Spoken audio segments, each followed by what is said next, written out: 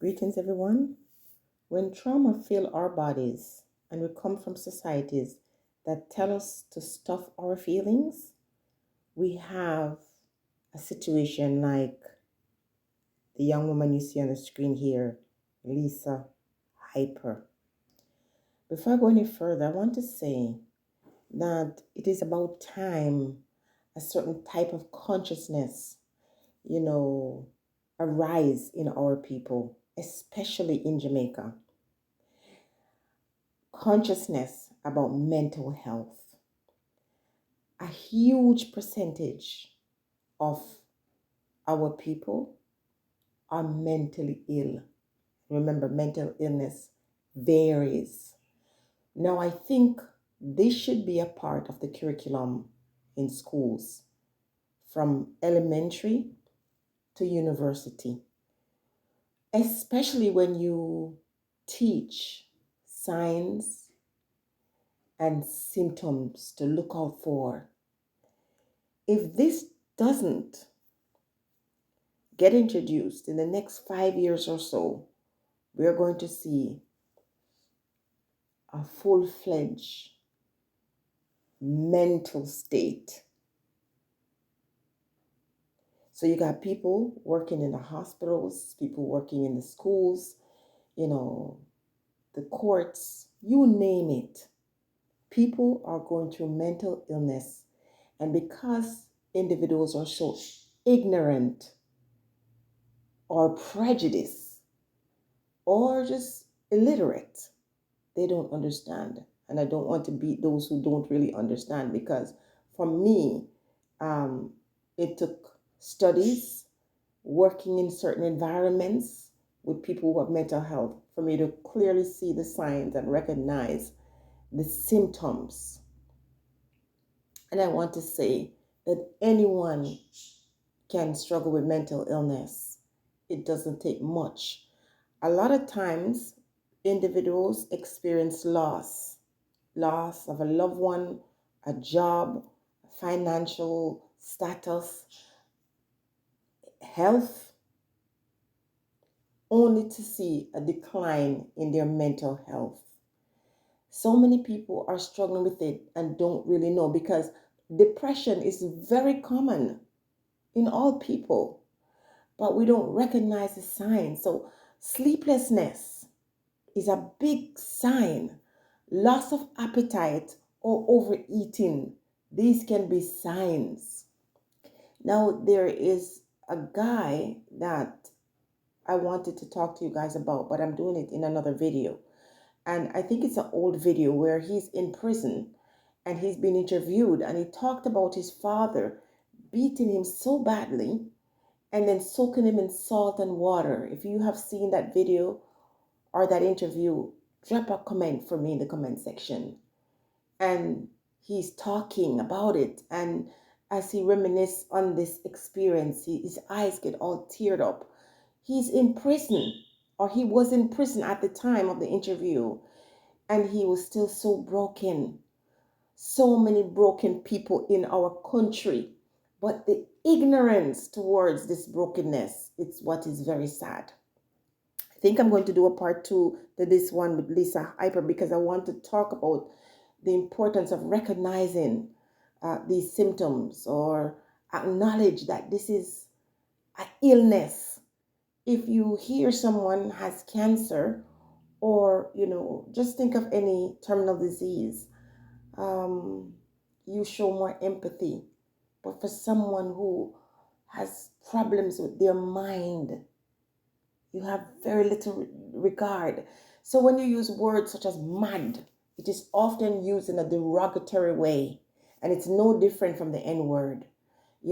Someone who is struggling with their mental health has no control over this unless they get deep therapy, which sometimes talk therapy helps, because usually they're harboring feelings that are bottled up inside, and that's how it manifests itself, or medication. There's natural, and then there's generic things that big pharma uses, and I'm not here to promote that, because I'm all about natural. But if it's what helps you, if someone being taken to the hospital by force and allowed to take this medication or this needle.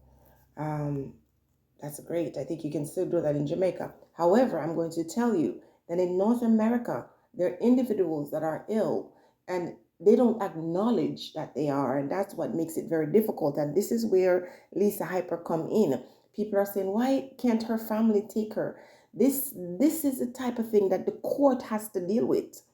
Sometimes when someone poses a threat to themselves or to the society at large, the government has to step in. The court has to mandate, but these individuals have rights. So in North America, don't think you can just drag somebody off the street and take them for medication or take them for needles or things like that. If they are intelligent and recognize their own right, because you have mental illness doesn't mean you're so far gone that you don't know yourself or your rights. So, depending on the type of mental illness you're struggling with, you might be so passive that someone can just take you and get you your medication whenever you should get it. And then there are other types of mental illness. And as I said, these things should be taught at least in high school. So individuals who are struggling with it, who are battling it, will identify when they themselves have problems so they can go and seek help or their families can help them seek help. And when you know the different types that present themselves over time, you know what remedies to use or how to go about it. You might have to go to the court, to the justice department to petition on the behalf or on behalf of a loved one. In Canada, if you see someone, your loved one or someone, your family member, whatever, you could go to the court and file a form to have the person picked up. But here's the thing, when you pick up that person and you take them to the hospital, they can hold them for 72, 74 hours, I think. And during that time, they assess them to see if they're a threat to themselves or others. And if they're not, if they're deemed not, then they let them go and the cycle continues. So, what I want to talk about Lisa Hyper is that she clearly was having manic episodes, not one. And she clearly wasn't sleeping, which is a telltale sign of one such mental illness as schizophrenia. Paranoid schizophrenia is very common among our people. Like I said, trauma and stress can bring that out. And I guarantee you that a lot of what she's saying might not make sense to a lot of persons, but they're wounds that she has suppressed. And some of the things she's saying is the truth. She might be lashing out against the wrong people, but you best believe this is not a healthy person mentally, physically, or spiritually. And so the rage we are seeing in her and hearing in her, that's a sign of mental illness. Okay, that is a sign of that manic episodes that she's been portraying.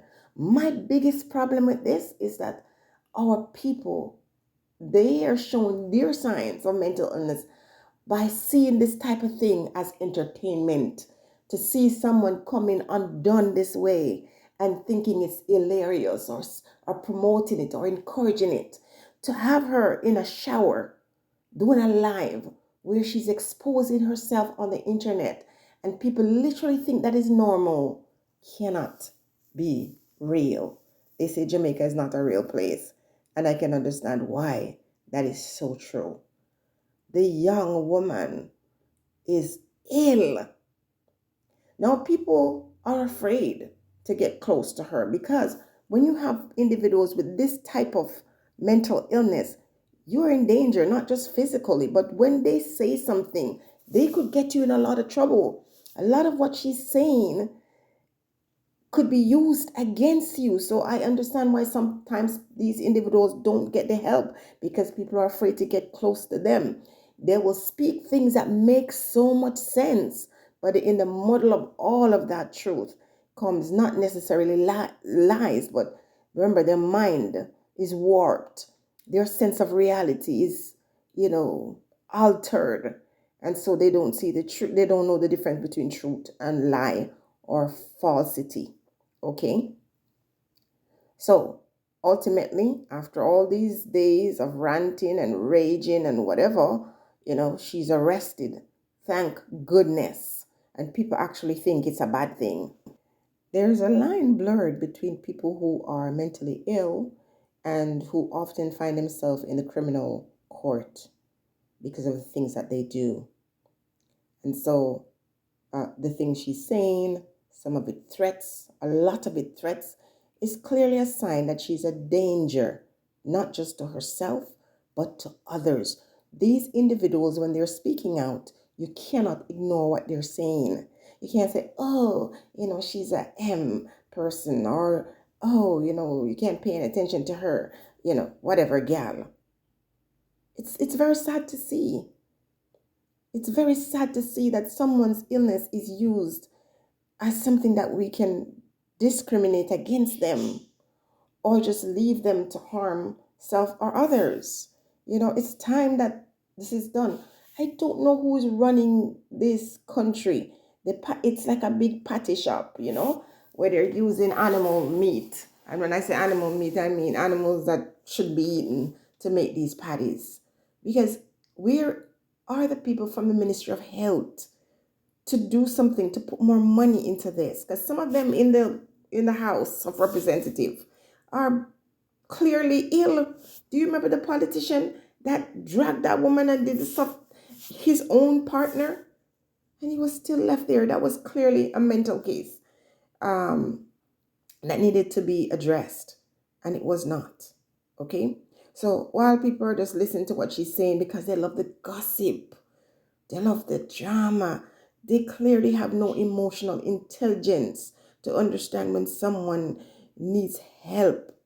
And so even when people are saying she needs help, if you're not careful, they'll attack you, because they just want to see you. They don't want to see you well because they themselves are not well. Okay? The lady needs help. She's at the airport, and from my understanding, there without a ticket. She's in a hotel making an alarm. And even the police officer, one of them was handling her very well, very diplomatic. But one was promising her, I think, licks, if I'm hearing right. We need help. All the people who work in government should be trained. All the schools should be trained. And everybody's workplace should have someone that deals with mental health. It's very important. It's critical. And it's going to get worse before it gets better.